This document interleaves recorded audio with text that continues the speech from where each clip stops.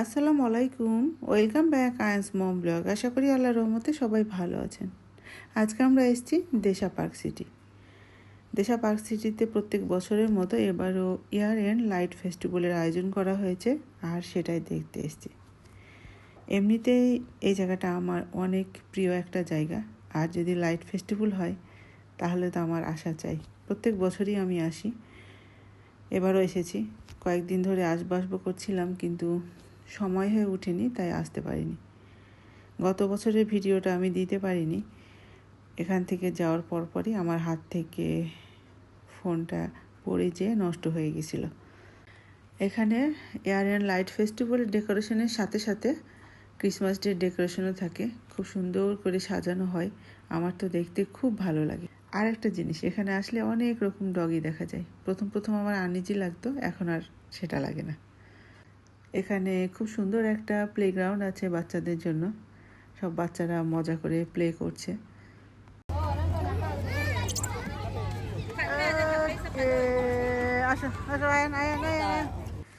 কিছু কিছু লাইটের ডেকোরেশনগুলো অল টাইমই থাকে, যেমন এই গাছেরগুলো, তারপরে যে ডান সাইডের এগুলো।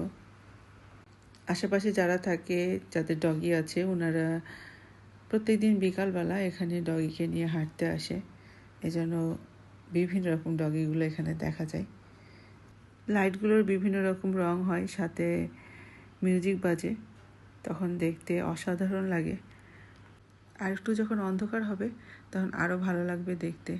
তবে আমরা খুব বেশিক্ষণ থাকবো না, কারণ বৃষ্টি আসতে পারে। ইদানিং তো হুটহাট বৃষ্টি আসে। তার একটাই কারণ, মালয়েশিয়াতে এখন হচ্ছে বর্ষাকাল। এমনিতেও বৃষ্টি হয়, আর বর্ষাকালে তো কোনো কথাই নেই, হতেই থাকে বৃষ্টি।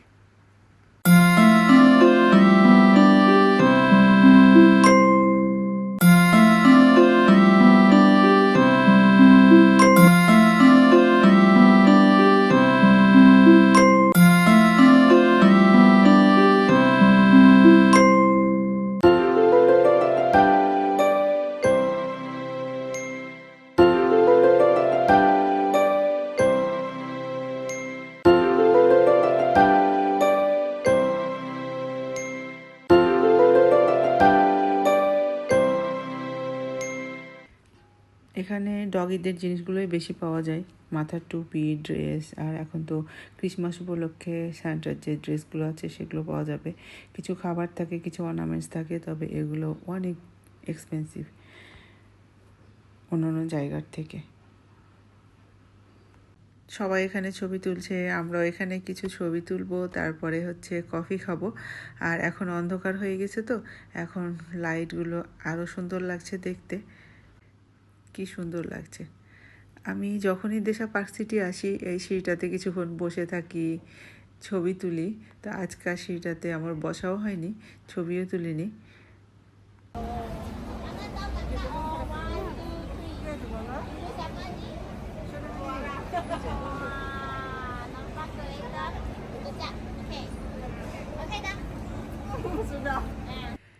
আমরা এখন স্টারবার্গে বসবো। তো উপর থেকে দেখছিলাম যে কেমন লাগে, তো উপর থেকেও সুন্দর লাগছে দেখতে। তারপর আমরা লেকের সাইডে আসলাম। আইন বেবির এখানে বসে থাকতে নাকি ভালো লাগছে, সে বসে থাকবে এখানে। তবে অন্যান্য বার লাইটের ডেকোরেশনগুলো অনেক বেশি থাকে, এবার একেবারে সিম্পল। লেকের সাইডগুলোতেও থাকে, এবার নাই সেটা। তারপরে ভালো লাগছিল। আজকে এ পর্যন্ত। আপনারা সবাই ভালো থাকবেন। নিউ ব্লগে আবার দেখা হবে ইনশাআল্লাহ। আল্লাহ হাফেজ।